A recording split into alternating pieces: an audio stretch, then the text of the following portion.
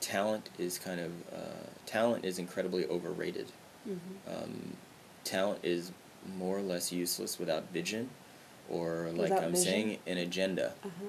Talent for me is useless without an agenda, knowing what to do with it, having some kind of project in mind or question to answer or goal to go after.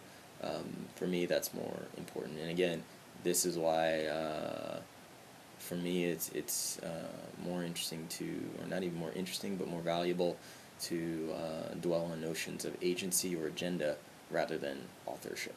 Because like who did it, yeah. right? I'm more interested in what was done, and to what end. Yeah.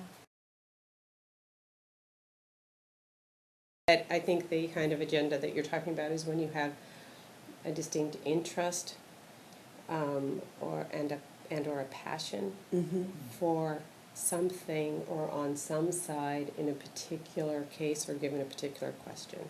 A way that you lean, something that you want to accomplish or you want to see happen. Okay. And so having an agenda means not only having that interest, but ostensibly acting on it or acting on its behalf. Great. I think that a lot about what you're learning is part of a discipline that has a very long history, but it's also part of, you bring to it your culture and your perspective. And you live in now. And architecture is, architectural problems are cultural problems, and there's a lot about cultural continuity, but also continuity in our discipline, because there are some things that are sort of hard to refute relative to building, like gravity, for example. Even though as architects we have found it our sort of cultural imperative as designers or as artists to challenge that through, let's say, a cultural or creative agenda that we bring to the work that we make in our discipline.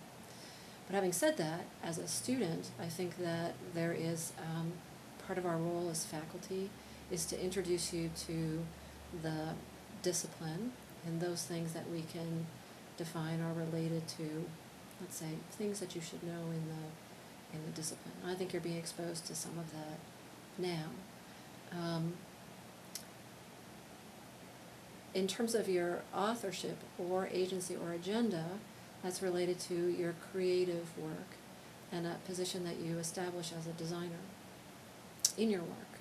When you work in the studio when you're a student, you work in a collaborative environment with the faculty member who is responsible for the pedagogical armature and providing that for you to learn certain things that we call curriculum. That's not to say that you're sort of following along, and this is the authorship part that I'm kind of interested in.